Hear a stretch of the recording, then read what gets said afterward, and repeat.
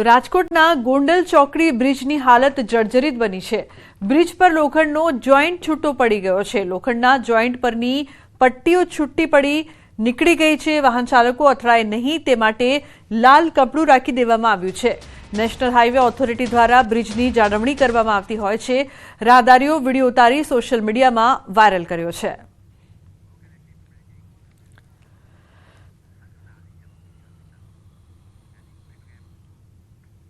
શું તમે ક્યારે સાંભળ્યું છે કે ગાયને જોઈને સિંહ ભાગે? સાંભળ્યું તો નહીં હોય, પરંતુ અમે આજે તમને આ વાત દેખાડીશું।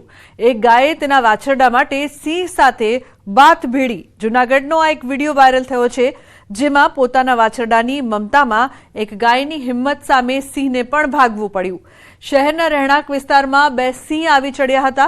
વડાલા ફાટક નજીક બે સિંહે બાળ ગૌવંશનું મારણ કર્યું હતું, જે બાદ બાળ ગૌવંશની માતાએ સિંહોને મારણ સ્થળેથી ભગાડ્યા હતા। બાળ ગૌવંશનો શિકાર કરતા તેની માતા સ્થળ પર દોડી આવી હતી। બે સિંહની હાજરી હોવા છતાં વાછરડાની મમતામાં ગાય બે સિંહ સાથે બાત ભીડી દીધી। એટલું જ નહીં, મમતામાં ગાયની હિંમત જોઈને સિંહ પણ મોંમાંથી મારણ છોડીને સ્થળ પરથી ભાગવું પડ્યું। જો કે આગળ જઈને સિંહે બીજા બાળ ગૌવંશનો શિકાર કર્યો। હાલમાં વાડલા ફાટક પાસેની ખુલ્લી જગ્યાનો વિડીયો વાયરલ થયો છે, જેમાં પોતાના વાછરડાને બચાવવા ગાયે હિંમતભેર સિંહનો સામનો કર્યો। એક ગાય પોતાના શિંગડાથી મારણ પરથી સિંહને હટાવ્યા હતા। વાડલા ફાટક નજીક રાધિકા રેસિડેન્સીમાં સવારે 6 વાગે આ બનાવ બન્યો હતો। ગૌવંશમાં પણ પોતાનાઓ પ્રત્યે કેટલો પ્રેમ હોય છે તેનો ઉત્તમ નમૂનો આ વિડીયોમાં જોઈ શકાય છે, જેમાં મરણીય પ્રયાસો કરી માતાએ ગૌવંશને બચાવવાના અદ્ભુત પ્રયાસની ઘટના બની છે। તો વાછરડાને બચાવવા જે પ્રકારથી માતાની હિંમત અહીં જોવા મળી રહી છે કે સાવજને પણ ભાગવું પડ્યું। તો વલસાડ જિલ્લાના ડુંગરી નજીક વર્ષ 2021માં લૂંટ ચલાવવામાં આવી। ટ્રાન્સપોર્ટ કંપનીના વાહનમાંથી 1.26 કરોડની સિગારેટની લૂંટ થઈ હતી, જે મામલે પોલીસે ફરાર આરોપીને ઝડપી પાડ્યો। વલસાડ એલસીબીએ સિગારેટ ચોરીના કેસમાં ફરાર આરોપી હેમરાજ કિરણસિંહ ઝાલાની મધ્યપ્રદેશના દેવાસથી ધરપકડ કરી। એલસીબીએ બાતમીના આધારે આરોપીની મધ્યપ્રદેશથી ધરપકડ કરી છે।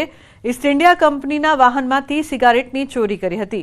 તો પોલીસે અગાઉ 5 આરોપીની ધરપકડ કરી હતી, જ્યારે અન્ય એક આરોપી હેમરાજ કિરણસિંહ ઝાલા વોન્ટેડ હતો, જેને એલસીબીએ ઝડપી પાડી ડુંગરી પોલીસને સોંપ્યો। આરોપી હાલ પોલીસ રિમાન્ડ હેઠળ છે। પોલીસ દ્વારા પૂછપરછ હાથ ધરવામાં આવી છે। ઈસ્ટ ઇન્ડિયા ટ્રાન્સપોર્ટ કંપની દ્વારા જે મુંબઈથી અમદાવાદ સિગરેટનો જથ્થાનો માલ જે ટ્રાન્સપોર્ટ થઈ રહ્યો હતો, એ ટ્રાન્સપોર્ટ માલની જે ટ્રક છે એને ડુંગરીના હાઈવે પાસે રોકી અને એમાંથી કુલ 1.27 કરોડ જેટલી જે સિગરેટના બોક્સ જે છે એને લૂંટી લેવામાં આવેલા હતા। અને જે અનુસંધાને એલસીબીની ટીમે જે છે એ જરૂરી ગુપ્ત બાતમીના આધારે એને આરોપી સુધી પહોંચી ગયેલી અને આરોપી જે છે એને પકડી પાડી ડુંગરી પોલીસ સ્ટેશનના આરોપી સોંપવામાં આવેલો છે। તો ઉમરગામના સોળસુંબા ગામે પરિવારના સામૂહિક આપઘાત મામલે મોટા ખુલાસા થઈ રહ્યા છે। નોંધનીય છે કે નીલકંઠ એપાર્ટમેન્ટના પરિવારના 3 સભ્યોના મૃતદેહ મળી આવ્યા હતા। પરિવારના મોભી શિવમ ઝા, તેમની પત્ની અને 2 વર્ષના બાળકના સામૂહિક આપઘાતની ઘટનાથી ચકચાર મચી જવા પામી હતી। ત્યારે આ કેસમાં પોલીસે ખુલાસો કર્યો છે કે ફોરેક્સ ટ્રેડિંગમાં રોકાણના ચક્કરમાં પરિવારે અંતિમ પગલું ભર્યું। આ ઘટનામાં સંજય પટેલ નામના વ્યક્તિ વિરુદ્ધ ફરિયાદ નોંધાઈ। સંજય મારફતે શિવમે 4.50 લાખ જેટલું ફોરેક્સમાં રોકાણ કર્યું હતું। પૈસા પરત ન મળતા આપઘાતનું પગલું ભર્યું હતું। એટલે આખો પરિવાર જે છે એને પોતાની જિંદગી ફોરેક્સ ટ્રેડિંગમાં હોમી દીધેલી છે। એના કારણે આ પરિવારે જો કદાચ પોલીસનો સંપર્ક કર્યો હોત અથવા કોઈ એવા મિત્ર મારફતે પોલીસનો સંપર્ક કર્યો હોત તો પોલીસ એમને જરૂરી લાગતી વખતે તમામ મદદ કરત અને આ એવી આશા એમને 100% બાંધી આપત કે એને આવું અંતિમ પગલું જે છે એ લેવાનો એને પ્રયાસ ન કરવો પડે। તો આ તરફ ગીરના ફાર્મ હાઉસમાં દારૂની મહેફિલ માણતા 5 લોકો પકડાયા છે। તાલાળાના ભોજદે ગામેથી ફાર્મ હાઉસમાં દારૂની મહેફિલ માણતા 5 લોકો ઝડપાયા છે। પોલીસની ટીમ ભોજદે ગીર ગામે પેટ્રોલિંગમાં હતી અને ફાર્મ હાઉસમાં દારૂની મહેફિલ માણતા ઝડપાયા। તો તાલાળા પોલીસે ઝડપાયેલા 5 રાજકોટના શખ્સો અને ફાર્મ હાઉસ સંચાલક વિરુદ્ધ કાયદેસરની કાર્યવાહી હાથ ધરી છે। અમદાવાદમાં કોંગ્રેસના રાષ્ટ્રીય અધિવેશનની તૈયારીઓ, અધિવેશન અને CWCના આયોજન માટે બેઠકોનો ધમધમાટ. કોંગ્રેસ કાર્યાલય ખાતે અલગ અલગ કમિટી સભ્યોની બેઠક. આગામી 8 અને 9 એપ્રિલના રોજ યોજાશે અધિવેશન અને CWCની મહત્વપૂર્ણ બેઠક.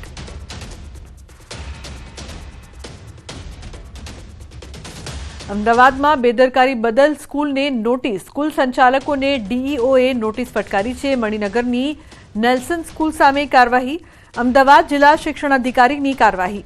તો શિક્ષણ નિરીક્ષકને કાર્યવાહીમાં બેદરકારી બદલ ખુલાસો કરવા આદેશ આપવામાં આવ્યો. હંગામી ધોરણે ખસેડવામાં આવેલી સ્કૂલમાં સ્થાનિક લોકોએ મચાવ્યો હતો હંગામો. તો જૂના જર્જરિત બિલ્ડિંગ સામે 1 વર્ષ માટે નવા બિલ્ડિંગમાં સ્કૂલ ચલાવવા અપાઈ હતી મંજૂરી. સ્કૂલ સંચાલકે બીજા વર્ષે પણ એડમિશન શરૂ કરતા સ્થાનિક લોકોએ નોંધાવ્યો હતો વિરોધ. તો રહેણાંક વિસ્તારમાં સ્કૂલના કારણે ટ્રાફિક અને પાર્કિંગની સમસ્યા સર્જાતી હોવાનું સ્થાનિક લોકોનું કહેવું છે.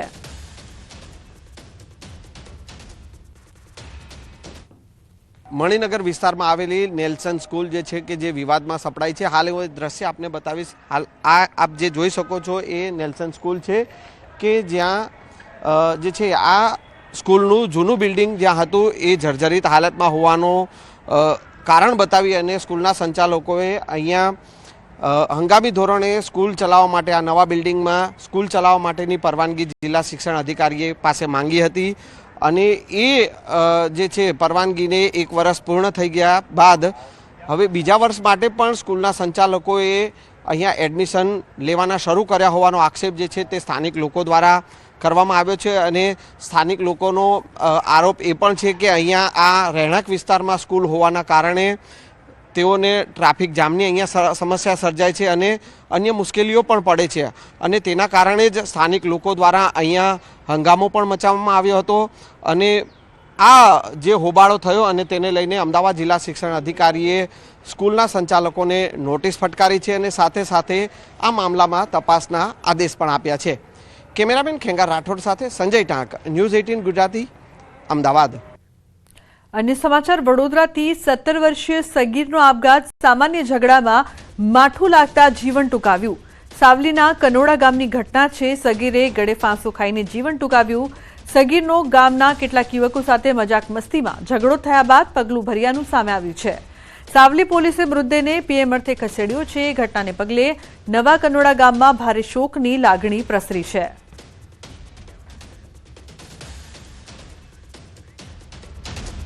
સમાચારનો પ્રવાહ યથાવત રહેશે. હાલ રોકાઈશું એક બ્રેક માટે. આપ જોતા રહો ન્યૂઝ 18 ગુજરાતી.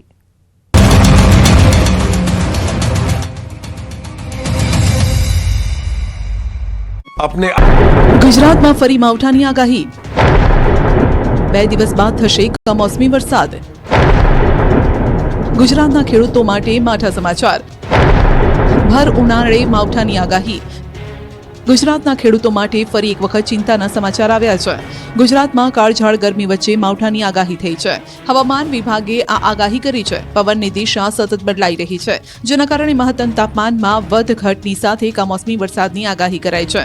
ગુજરાતના વાતાવરણમાં પલટો આવશે અને સામાન્યથી મધ્યમ વરસાદ થઈ શકે છે. 31 માર્ચથી 2 એપ્રિલ સુધી માવઠાનો રાઉન્ડ.